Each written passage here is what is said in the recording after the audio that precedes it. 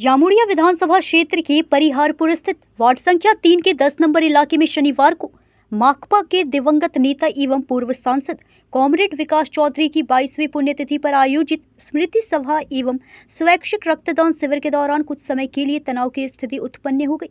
कार्यक्रम में माकपा की वरिष्ठ नेत्री मीनाक्षी मुखर्जी के संबोधन के दौरान भाजपा और CPIM कार्यकर्ताओं के बीच कहासुनी हो गई, जिससे माहौल गर्मा गया। हालांकि पुलिस ने तत्काल हस्तक्षेप कर स्थिति को नियंत्रित कर लिया। प्रत्यक्षदर्शियों के अनुसार मीनाक्षी मुखर्जी के भाषण के दौरान भाजपा मंडल 4 के कुछ पदाधिकारी कार्यक्रम स्थल पर पहुंचे। इस दौरान किसी बात को लेकर दोनों पक्षों के बीच तीखी बहस शुरू हो गई। कुछ देर के लिए नोकझोंक में बदल गई। मौके पर मौजूद पुलिस ने दोनों पक्षों को समझाकर मामला शांत कराया, जिससे किसी प्रकार की अप्रिय घटना नहीं हुई और रक्तदान शिविर का शेष कार्यक्रम शांतिपूर्वक संपन्न हुआ।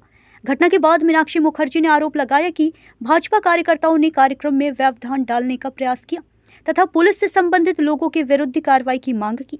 वहीं भाजपा ने आरोपों को निराधार बताते हुए कहा कि रक्तदान शिविर जैसे सामाजिक कार्यक्रम में राजनीतिक भाषण दिए जाने पर कार्यकर्ताओं ने आपत्ति जताई थी। उन्होंने कहा कि भाजपा लोकतांत्रिक तरीके से अपनी बात रखती है और किसी कार्यक्रम में बाधा डालने का प्रश्न ही नहीं उठता। কিন্তু এখানে মিটিং হচ্ছে, এখানে বলা হচ্ছে মোদি খারাপ, শুভেন্দু খারাপ করছে, মুসলিম বাঙালি বিরোধী করছে, এখানে মারবো বলা হলো। আমি যুবর প্রেসিডেন্ট বিকাশ গাঙ্গুলি, এখানে এরা মারবো বললো, কায়ুম মারবো বললো। কোন দিকে কিছু বাইক দাদা কে বার হবে কোন দিকে? আমাকে মারবো বললো তো, ঠিক আছে মারুক, আমরা মার খাবো। এইবার মিটিং চলছে তো CPM এর, এরা বিজেপি আর CPM এর উন্নতিকে ঢুকছে, পাবলিক দাঁড় করিয়ে এরা চাইছে যে আমরা বিজেপির নাম খারাপ করব। এখানে বাইরে লোক ঢুকিয়ে আনছে রানীগঞ্জ থেকে। আজকে বিকাশ চৌধুরীর স্মরণ সভাতে এক রক্তদান শিবির ছিল, সেইখানে দেখা গেল বিজেপির দু একজন যে সেখানে মাহলটাকে বিগড়ানোর চেষ্টা করছে। এটা CPM এর অভিযোগ, কি বলবেন ইনি? আমি শুনলাম যে 10 নম্বরে আপনার 3 নম্বর ওয়ার্ডে 10 নম্বরে একটা রক্তদান শিবির CPM এর করাচ্ছিল। সেটা আমার কাছে সূচনা কিছুক্ষণ আগে এসছে।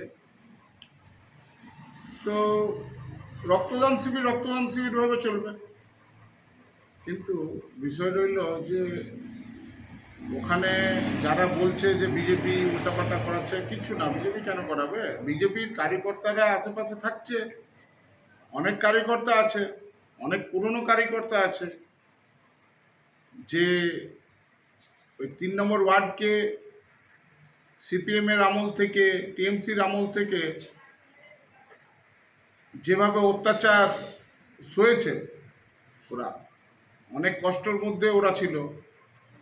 আজকে যখন বিজেপি এসেছে, আর আমি তো ভিডিও দেখলামও এরকমও, যে ওরা এমন কিছু বলেনি। ওরা জিজ্ঞেস করেছে, দিদি আপনার এখানে রক্তদান শিবির, তা আপনি এখানে বক্তৃতা কেন দিচ্ছেন?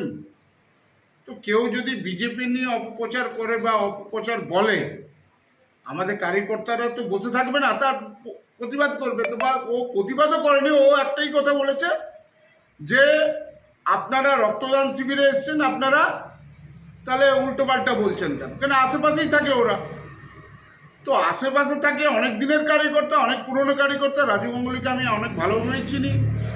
আমাদের এক টাইমে ওনার ছেলে TMCর আমলে চাকু খেয়েছে, অনেক অত্যাচার হয়েছে। আজকে বিজেপি এসছে, তো ওরা বিজেপি নিয়ে অপপ্রচার করবে। আর সেটাকে যদি কেউ আশেপাশে থাকে, সেটা যদি আমরা প্রতিবাদ না করব, তাহলে এরকম আমার মনে হয় না যে প্রতিবাদটা করাটা ভুল। প্রতিবাদ তো হবে, আপনি যে কাজে এসছেন সে কাজ করুন, অপপ্রচার না করুন। আমাদের ভারতীয় জনতা পার্টি 2 মাসে সরকার যেভাবে কাজ করে চলেছে আমাদের সরকার, তার জন্য আমাদের পশ্চিমবাংলায় 208টা সিট পেয়েছি, মানুষ আমাদের ভোট দিয়েছে।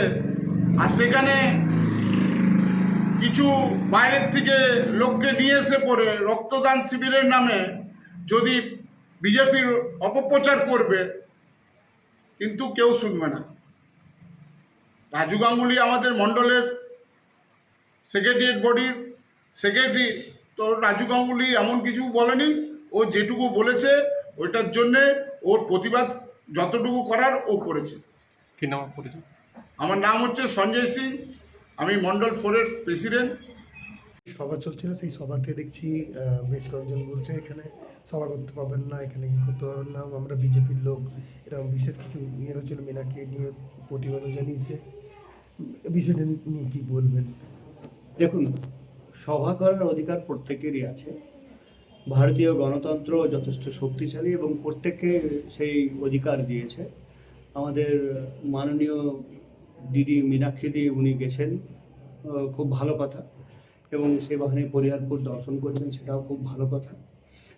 যারা এই কাজে ওনাকে ডিস্টার্ব করেছে, আমি বলবো দেখুন, এটা যারাই করেছে তারা অনুচিত করেছে। কিন্তু এখন প্রবলেম হচ্ছে 4 তারিখের পরে তো এখন অনেকে বিজেপি হয়েছে। এখন যদি তারা সেই কাজ করেছে তো তারা সত্যিই খারাপ কাজ করেছে। আমি জামুরিয়ার বিধায়ক হয়ে আমি সেই কৃতকর্মের জন্য জামুরিয়াবাসীর হয়ে তার কাছে সেই ক্ষমা প্রার্থী চেয়ে নিচ্ছি। কিন্তু আমি এটুকু বলবো যে যদি সেরকম যদি আপনার মনে হয়, আপনি ডেফিনেটলি পুলিশে কমপ্লেন করবেন।